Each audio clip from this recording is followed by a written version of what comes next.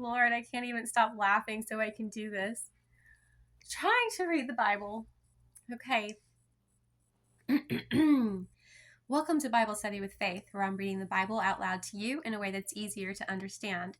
This is the book of Exodus, and we are on chapter 32.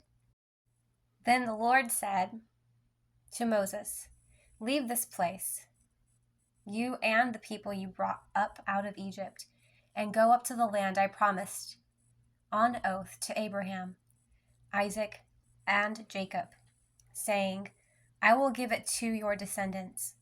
I will send an angel before you and drive out the Canaanites, Amorites, Hittites, Perizzites, Hivites, and Jebusites. Go up to the land flowing with milk and honey, but I will not go with you, because you are a stiff-necked people, and I might destroy you on the way." Oh, he is really mad. And he's mad because they built a golden calf and started worshiping it as if it were him. We don't do that.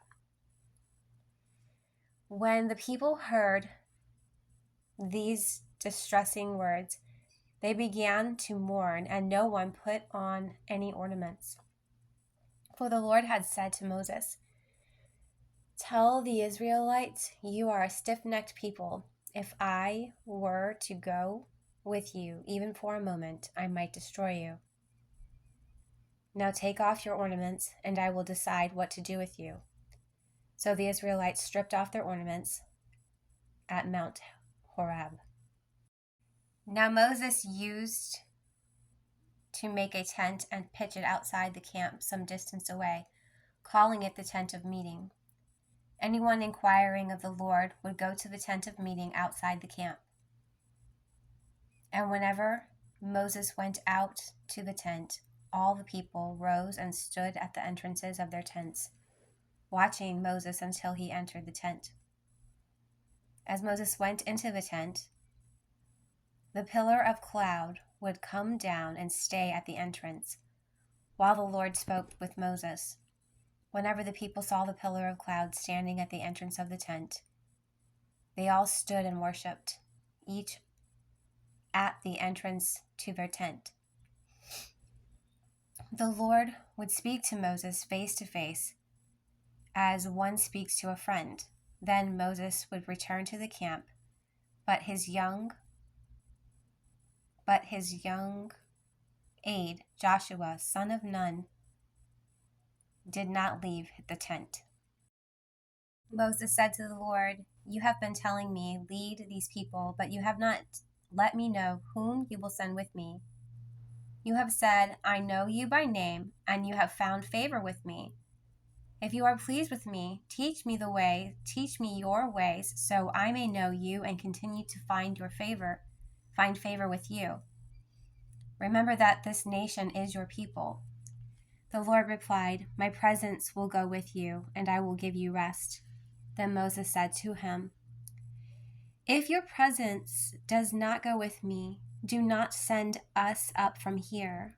How will anyone know that you are pleased with me, with your people, unless you go with us? What else will distinguish me and your people from all the other people on the face of the earth?" He has a point. And the Lord said to Moses, "I will do the very thing you have asked, because I am pleased with you, and I know you by name." Then Moses said, "Now show me your glory." And the Lord said, "I will cause all my goodness to pass in front of you, and I will proclaim my name, the Lord, in your presence. I will have mercy on whom I will have mercy, and I will have compassion on whom I will have compassion." But he said, "You cannot see my face, for no one may see my face and live." Then the Lord said, "There is a place near me where you may stand on a rock. When my glory passes by, I will put you in a cleft in the rock and cover you with my hand until I have passed by. Then I will remove my hand, and you will see my back, but not my face, but my face must not be seen." That's the end of chapter 33. It's pretty amazing to me that we are told always that ask and you shall receive, and that, the Lord's will be done, and that you shouldn't be afraid to ask God for things. Yes, He already knows what you need. He also knows what you want. He knows what you need more than you do. Oftentimes, when we want something and ask for it, if we don't get it, it's literally because we don't need that. It's not what's best for us, and it wouldn't be helping us any by having it. A lot of times it's something that would lead us in the wrong direction, like a golden calf. Led an entire nation to sin and death and plague and now punishment for those who don't repent and turn their eyes and their hearts and their lives back to God, who literally just got them out of slavery from Egypt. So now he's saying, because Moses asked, and he made a valid point, that if they don't have God with them, then how will they find favor, and who will believe anything that Moses says? Moses still doesn't have a lot of faith in himself, and he really needs a lot of back. He needs his brothers, and he needs a lot of signs from God so that people will believe him. And he is a messenger. He is an earthly messenger of God, and he's the mouthpiece for God here on earth during his generations and for many, many generations to come through the word that is written. And now God is saying, okay, I'll go with you. I'll go with you, but nobody can see me, because if they see my face, they will die. And I will allow you to see my back, but that's it. And I will go, but I'm not going to be nice to everybody. Some people are going to pay for what they've done. I will be compassionate to some and merciful to others. And as he promised in previous chapters, there will be a time when people will have to pay for their sins. They will have to pay for what they did. But now is not the time.